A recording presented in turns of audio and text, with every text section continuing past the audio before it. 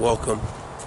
The true Hebrews United of the Lord Yeshua, this beloved holiness instructor, discipleship drill sergeant, about to get into the book as usual. Well, maybe not the book, give some words of edification, words of exhortation.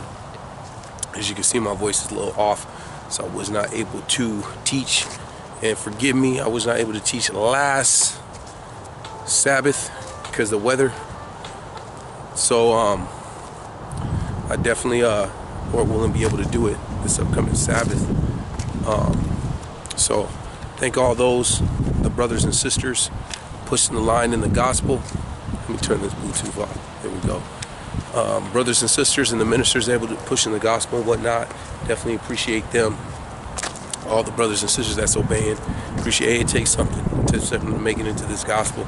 It takes something to put down what the flesh wants to do and do what you want to do. So I definitely thank all those brothers and sisters out there across the planet. It actually encourages me to see that it's not just me and other brothers or other sisters at True Hebrews United, but when you go around places and you see people holding the standard, living clean, living holy, it encourages me as well. And hopefully I'm encouraging those people, because when they go through, some of those brothers and sisters go through church after church or congregation or camp after camp, and they see that all the foolishness, they see that they're false, they see they're about money or greed or molesting the kids or sleeping with the members, or the hypocrisy in these group of sinners pretty much, or these congregations that they don't give up, because they see, hey, there's people actually keeping these standards. There's people actually obeying these commandments and living clean and living holy. You know, anyone can say they're a seed of Abraham, but can anyone say that they're living holy and living clean?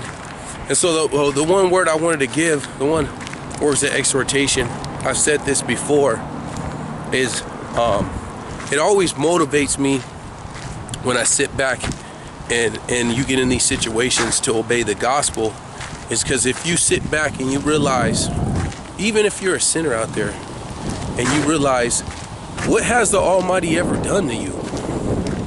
Has the Almighty ever done you wrong? Has He ever done you grimy? And the answer is no. Everything that came my way, I reap what I've sowed. And there is stuff where sinners may steal from you and bad things happen, but that wasn't the will of the Almighty for some sinner to steal from you. You know, maybe if you spent your whole life stealing, then the Bible does say, and when you deal in wickedness and treachery with people, the day you stop dealing treachery, that's when treachery people is going to come back to you. And so it does say you're still going to reap what you sow. But on the grand scheme of things, whether you're trying to get in the body, whether you're serving the Almighty, whether you're a minister, on the grand scheme of things, the Almighty's never done anything wrong to you. He's always been right. He's always fed you. He's always taken care of you. You may have had to eat top ramen and Pop-Tarts or something. You may have had to do your grocery store at the 99-cent store or Dollar Tree and whatnot, but you didn't go without. You know what I'm saying? You may have to sleep in your ride, or go through some struggle, or go through some heartbreak, and go through the furnace of affliction, but He's never done you wrong. And that's what motivates me to be even more faithful to the Most High. Because He's never, when I sit back, and the flesh wants to do different things. And this is why elders receive a good report, because they have years under their belt of not catering to the flesh. They have years under their belt of not giving in, of always giving into the things of the Spirit, and getting accustomed to always crucifying that flesh and putting that flesh into subjection. When situation, trials, and tribulations come your way, that you put that flesh in subjection and you do what's right. That you always say, not my will, but let thy will be done. Like I said, I think last Sabbath. And if you really take the time and think about it, man, the Almighty's never done. And when you look at a woman or a man, and this woman, you know, meets this man, they get married or whatnot, or whatever the case, or they're dating, and she tries her best, you know, she tries to cook, tries to clean, try to do this, try to do that, and she gives her all.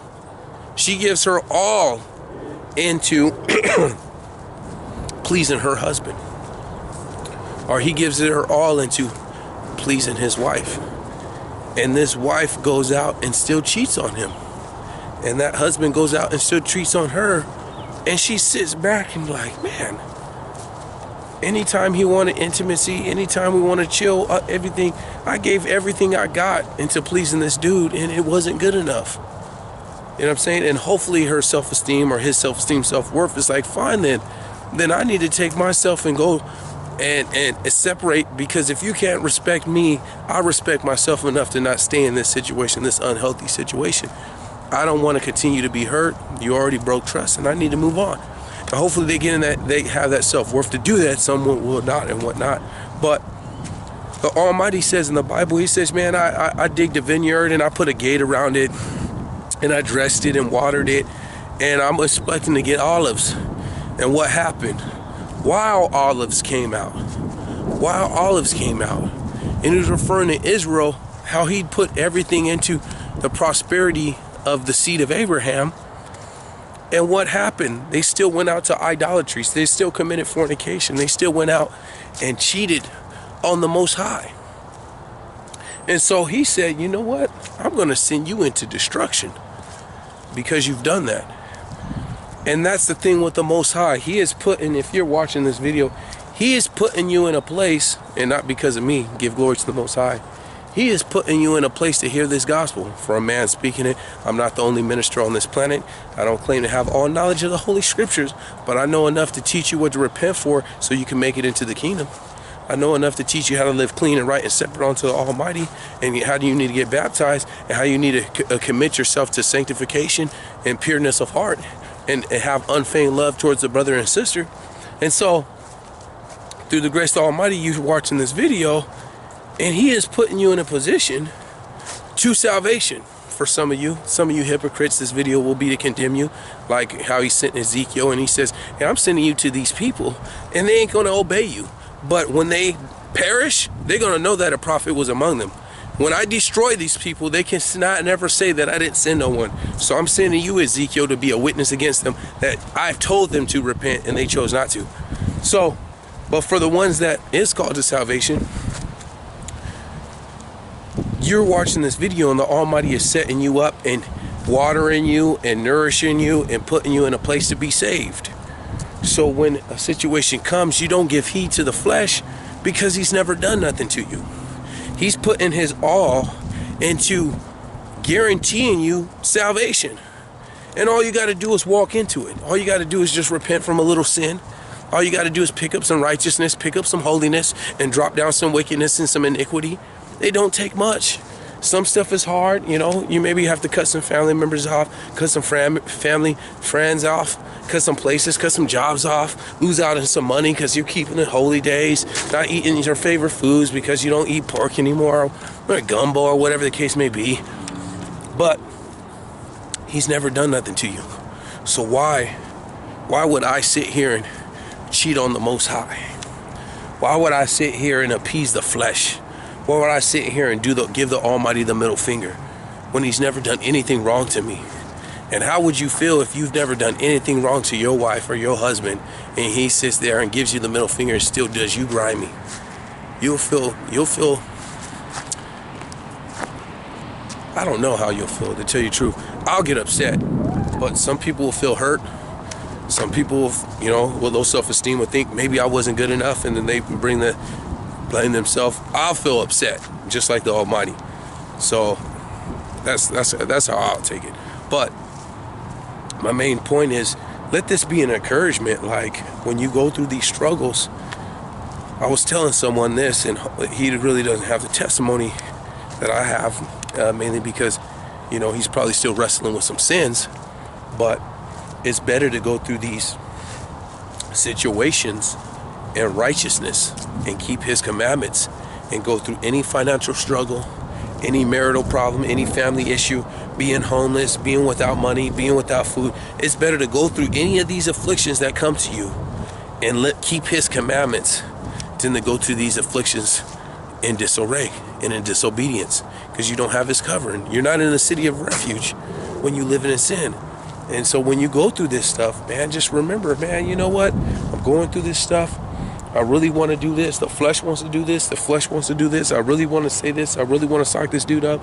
I really want to make money this way. I really want to get this job, but I'm not going to do the Almighty wrong, because he's never done me wrong. And just like he's been faithful to me, if there's any ill-favored thing that came in my life, it's because I'm reaping what I sowed, because I've done some stupid stuff in my past, and I still got to reap for that. I still got to reap for that, because that's a law that he given to all man. You will reap what you sow. So if you sow in iniquity, hey, you shall reap corruption. And if you sow in righteousness, you shall reap salvation, everlasting life. And so always remember that, because you will get in a situation where you got to make some moves, and you're like, you know what, I'm gonna make the right move, because the Almighty's always had my back. So guess what, I'm gonna have his back. So with all that said being done, forgive me, I wasn't able to teach this Sabbath. Once my voice get better, I'll be back in the game.